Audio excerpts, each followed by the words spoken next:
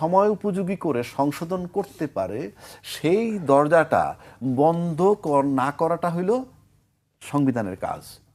কিন্তু বিগত সরকার এই সংবিধানটাকে এমনভাবে রেখে গেছে যে তার সাকসেসররা এসে সংশোধন করতে পারবে না। যদি বলেন কিভাবে, আমি দেখাচ্ছি। এই সংবিধানের ১৪২ অনুচ্ছেদ দেখানো লাগবে না, এই বইটা নিয়ে আসছি আমি, যেটা আমরা প্রায় মুখস্থ করে ফেলেছি। হ্যাঁ, এই ১৪২-এ আছে কি, যে এই সংবিধান পরিবর্তন, সংশোধন, বিয়োজন, সংস্কার সব করতে পারবে 2/3 মেজরিটি সাংসদের মতামতের ভিত্তিতে। সেই 2/3 মেজরিটি কিন্তু আজকের বিএনপি সরকারের আছে। সুতরাং তারা এইটা তাদের যেমন খুশি তেমন সংশোধন করে নিতে পারে ১৪২ মোতাবেক। কিন্তু সংবিধানের ৭-এর খতে বলা আছে, এই সংবিধানের ৭-এর খ অনুচ্ছেদে বলা আছে, ১৪২ অনুচ্ছেদে যাহা কিছু বলা থাকুক না কেন, এই সংবিধানের প্রথম ভাগে যা আছে, দ্বিতীয় ভাগে যা আছে, আরো কিছু অনুচ্ছেদ উল্লেখ করা আছে, এইগুলা কোনো রকম পরিবর্তন করা যাবে না। এবং এই ৭-এর খ, ৭-এর ক, ৪-এর ক সব কিন্তু প্রথম ভাগে, অর্থাৎ আপনি এইগুলোতে হাত দিতে পারবেন না। হাত দিলে ৭-এর কতে বলা আছে কি শাস্তি, রাষ্ট্রদ্রোহিতার শামিল, মৃত্যুদণ্ড পর্যন্ত হতে পারে। সুতরাং তামাশা নয়। আমি এটাকে সর্বোচ্চ আসনে মূল্যায়ন করতে চাই, কিন্তু সরকার ভুল করে গেছে কি, আপনার জন্য সুযোগটা রাখে নাই এটার ভিতরে ঢোকার, যেটা আমি আগে বললাম। আপনার সংস্কার করার পথ বন্ধ করে দিছে। এখনো কিন্তু এই সরকারি দল হিমশিম খাচ্ছে, এখনো কিন্তু ঢুকতে পারেনি।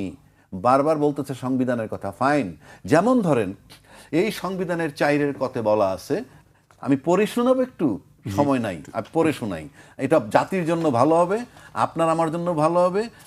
আর তুষার তো একটা ভালো ক্লাস হচ্ছে, হ্যাঁ, তুষারের জন্য খুবই ভালো হবে। না, আমি এটা পড়েছি। আচ্ছা, ৪-এর কতে বলা আছে, জাতির পিতা বঙ্গবন্ধু শেখ মুজিবুর রহমানের প্রতিকৃতি রাষ্ট্রপতি, প্রধানমন্ত্রী, স্পিকার ও প্রধান বিচারপতির কার্যালয় এবং সকল সরকারি ও আধা সরকারি অফিস, স্বায়ত্তশাসিত প্রতিষ্ঠান, সংবিধিবদ্ধ সরকারি কর্তৃপক্ষের প্রধান ও শাখা কার্যালয়, সরকারি ও বেসরকারি শিক্ষা প্রতিষ্ঠান, বিদেশে অবস্থিত বাংলাদেশের দূতাবাস ও মিশনসমূহ সংরক্ষণ ও প্রদর্শন করতে হবে। বঙ্গবন্ধুর ছবিটা, আমি বঙ্গবন্ধুর মানি না মানি আমার কিচ্ছু আসে যায় না, আমি তো সংবিধান মানি। এই সংবিধান বলতেছে এই ছবিটা থাকতে হবে। আজকে তো কোনো ছাত্ররা ক্ষমতায় নাই, আজকে তো যেই ছাত্রের ভয় অস্থির ছিলাম আমরা, তারা তো নাই। কিন্তু রাষ্ট্রপতির বঙ্গভবনে এই ছবিটা ঝুলতেছে না কেন? বিদেশি দূতাবাস থেকে নাকি ইউনূস সরকার নামাই দিছিল, এখন ঝুলতেছে না কেন? ৪-এর ক। প্রতি মুহূর্তে আপনি সংবিধান ভায়োলেট করতেছেন। আরো জাতির জ্ঞাতার্থে বলতেছে, বঙ্গভবন থেকেও নামিয়ে দিয়েছে, তখনই দিয়েছে, সেটি তো বলতেছি। কিন্তু এখন তো এটা তো রাষ্ট্রপতিও বাধা দেন নাই, ইউনূস সাহেব বাধা দেন নাই। না, রাষ্ট্রপতি বাধা দেন নাই, ইউনূস সাহেব বাধা দেন নাই। ইউনূস সাহেব শক্তি ছিল ছাত্র এখন ক্ষমতায় নাই, তাহলে এখন রাষ্ট্রপতি তুলতেছেন না কেন? ৪-এর ক। অর্থাৎ আপনি in the name of constitution আপনি কিন্তু হরহামেশা সংবিধান ভায়োলেট করতেছেন। এখন প্রশ্ন আসে, কালকে যদি এই সংবিধান আপনি সংস্কার করতে পারেন, কইরে যদি এই ৪-এর ক বাদ দেন, ভালো কথা।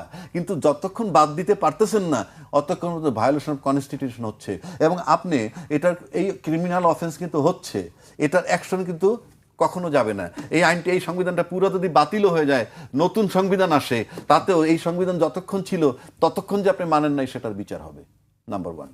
নাম্বার 2-তে আসেন, আপনি রাষ্ট্রপতিকে নাকি যা সাজায় দেয় তাই বলবে। কেন? রাষ্ট্রপতির কি সেন্স নাই? উনি রাষ্ট্রপতি, হি রিপ্রেজেন্ট বাংলাদেশের নাম্বার 1 ব্যক্তি। আপনাকে লিখে দিলেই পড়বেন কেন? He could have resign. না, আমার আদর্শ বঙ্গবন্ধু, উনি বলছেন এই সংবিধান রক্ষার জন্য আমি জীবন দিতে পারি। কোথায় জীবন দিচ্ছেন? উনি পবিত্র পার্লামেন্টে গিয়া উনি মিথ্যাচার করেছেন। হ্যাঁ, বলবেন সরকার লিখে দিছে, আমি পড়বো কেন? আমার দরকারটা কি? এইখানে সংবিধানে উনি গিয়ে পার্লামেন্টে বলছেন জাতি মুক্তিযুদ্ধের ঘোষক জিয়াউর রহমান, আমি মানি জিয়াউর রহমানকে। ফর এক্সাম্পল, আমি শেখ মুজিবকে ঘোষক মানলাম না, স্বাধীনতার ঘোষক আমি মানলাম না, আমি জিয়াউর রহমানকে মানবো। কিন্তু আপনার জায়গাটা তো বদল করে নেবেন। এই কাগজে লেখা আছে একটা, পড়বেন আর একটা, এটা কি হবে? আপনি কাগজে লেখা একটা, পড়তেছেন আর একটা। এখানে আমি পড়ে শোনাই। সংবিধানের ৬ষ্ঠ তফসিল ১৫০(২) অনুচ্ছেদ মোতাবেক, এটা জাতির জানা দরকার আমি মনে করি।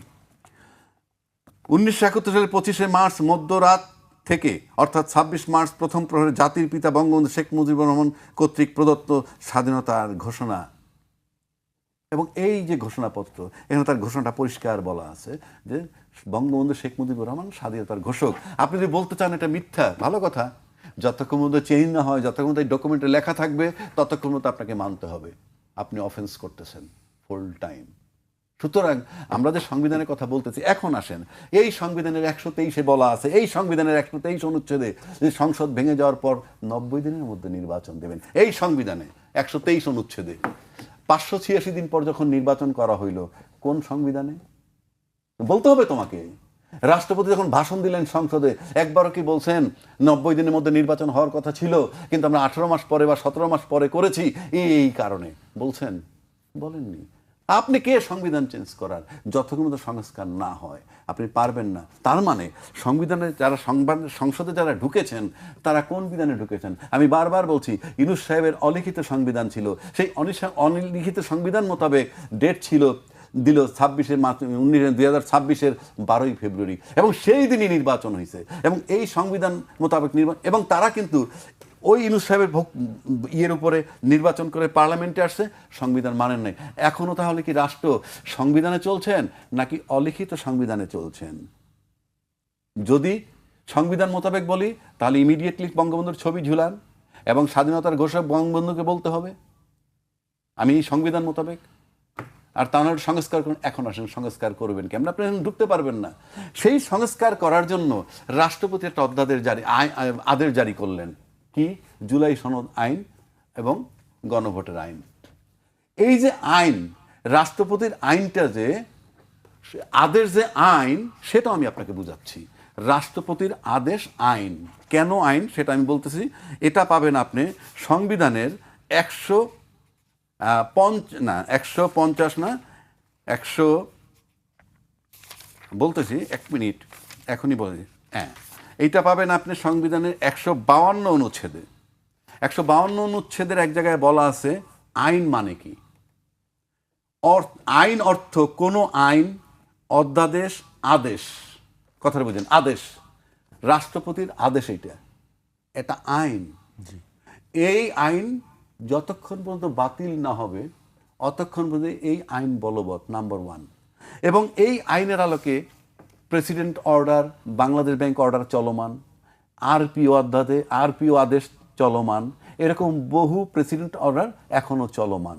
এবং এই রাষ্ট্রপতি যে আদেশ দিয়েছেন সেটা আইন, সংবিধান মোতাবেক। তাহলে আইন যদি হয়, সেই আইন মোতাবেক গণভোটের জন্য আইন করা হয়েছিল, জুলাই সনদ বাস্তবায়নের জন্য আইন করা হয়েছিল। সেই আইনের ফসলটা কি? নির্বাচন হয়ে গেছে, গণভোট হয়ে গেছে। এখন যদি এই আইনটাকে আপনাকে বাতিলও করেন, ওই আইনের ফসল তোমার ঘরে উঠে গেছে, এটা আপনি কি করবেন? যেমন ধরেন একটা ইন্ডাস্ট্রি অনিয়ম করে একটা ইন্ডাস্ট্রি তৈরি হয়েছে, সেই ইন্ডাস্ট্রি কি প্রডিউস করে? শ্যাম্পু, সাবান, biscuit, what ever it is. আপনি যখন এই ইন্ডাস্ট্রির প্রোডাক্টগুলো বাইরে চলে গেল, 5 কোটি টাকার প্রোডাক্ট বাইরে চলে গেছে, মার্কেটিং হবে, কিন্তু ইন্ডাস্ট্রিটা অনিয়মের কারণে বাতিল হয়ে গেল, ওই প্রোডাক্টগুলো কি হবে? ওগুলো তো খাবে মানুষে, ওই বিস্কিটগুলো তো মানুষে খাবে। তো আপনি তো এই আদেশের বদৌলতে, এই আদেশটা ছিলই শুধু গণভোট আর জুলাই সনদ হওয়ার জন্য, তো সেটা তো হয়ে গেল। এখন এটা আদালতে যারা নিছেন, নিলেই কি আর না নিলেই কি, এটা বাতিল হইলে এটা তো এমনি অকার্যকর, কারণ গণভোট তো হয়ে গেছে। জুলাই আইন বাস্তবায়ন করার জন্য তো গণভোট হয়ে গেছে।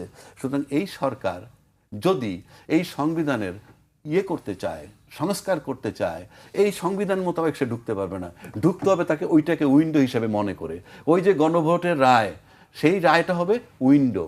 সেই উইন্ডো দিয়ে সে ঢোকার পর ইচ্ছা করলে সে অনেক কিছু মানতে পারে, নাও মানতে পারে, কিন্তু ঢোকার জন্য যে জানালা, সেটা কিন্তু এই গণভোটের রায়।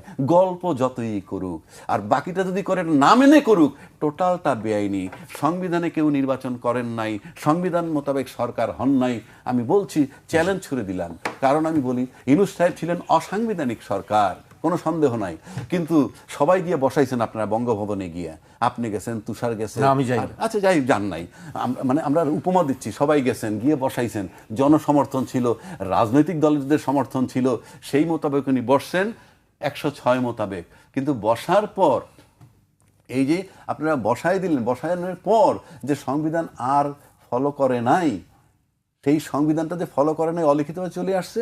সুতরাং এই সংবিধানকে যদি আপনি সংস্কার করতে চান তাহলে ওই জানালা দিয়ে ঢুকতে হবে। জানালা দিয়ে ঢোকেন, নাহলে আপনি এটার ভিতরে ঢুকতে পারবেন না। ঢুকতে পারবেন কিভাবে?